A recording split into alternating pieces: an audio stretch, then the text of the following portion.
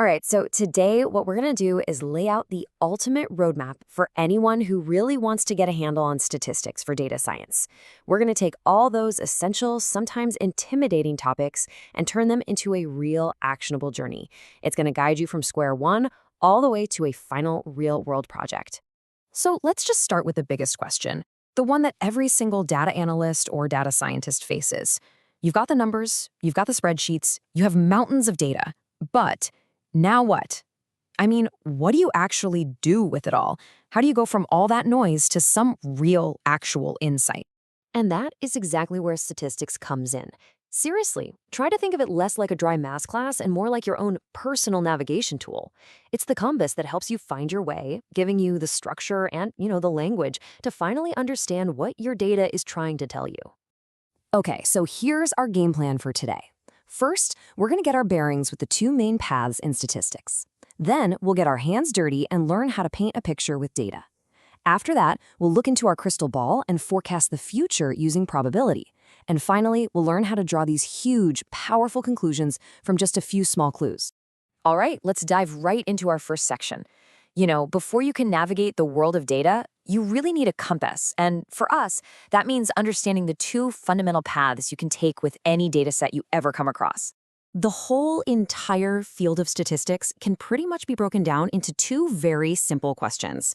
First up, you've got descriptive statistics. This is all about answering what happened. It's just summarizing and organizing the data that's right in front of you.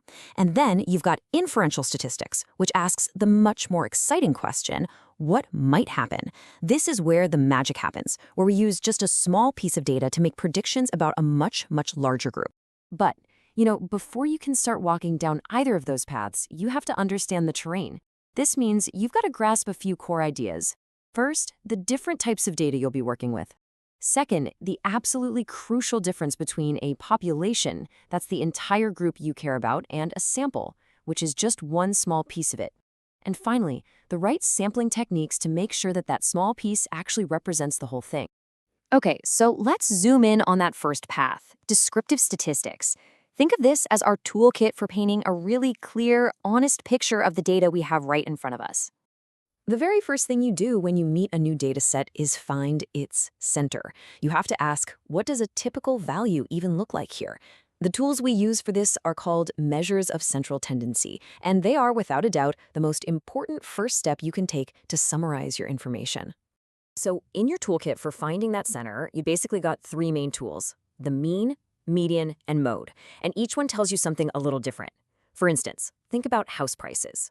One single mega mansion in a neighborhood can totally skew the mean, or the average price, and make it seem way higher than it is. But the median, the house price that's literally in the middle of the list, that often gives you a much more realistic picture of what a typical house actually costs. Knowing the center is great, it's a fantastic start, but it is not enough. Imagine I told you that two cities have the exact same average temperature.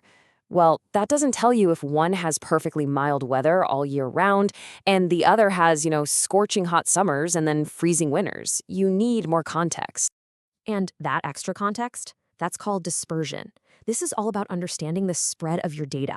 Are all your data points huddled up tightly around the average, or are they scattered all over the map? This is what adds the crucial depth and detail to your data story.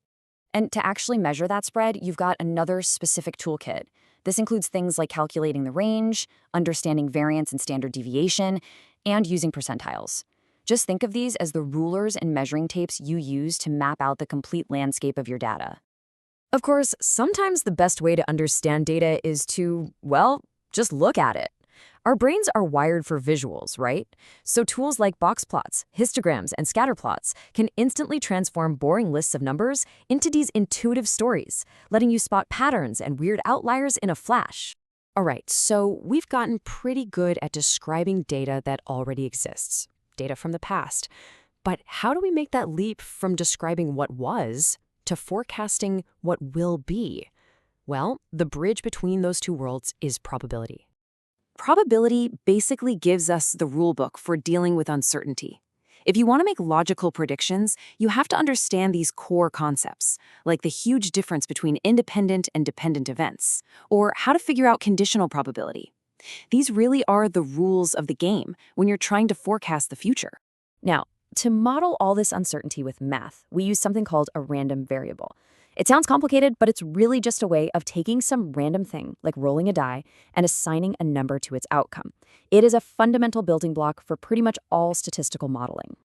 Okay, so different kinds of random events follow different patterns, and we call these patterns distributions.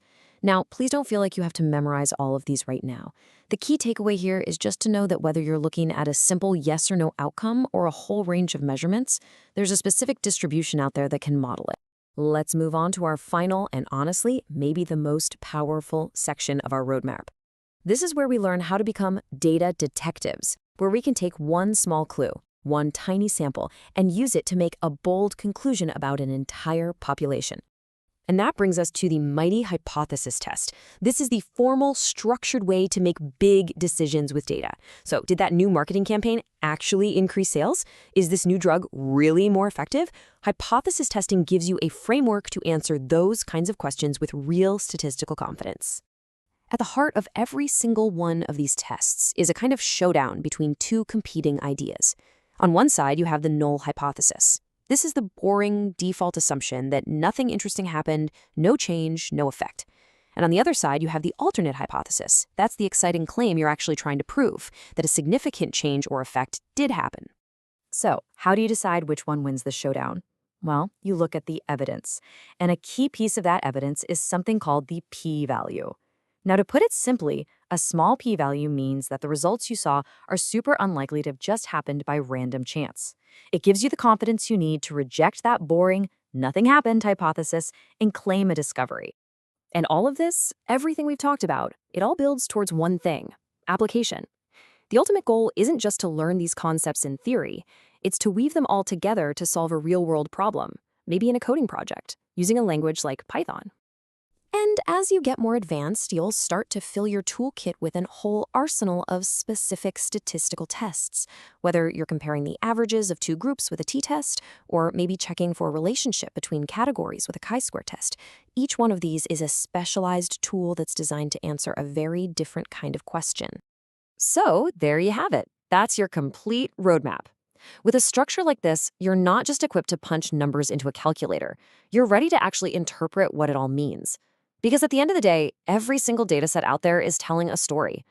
The only question is, are you ready to learn the language and start listening?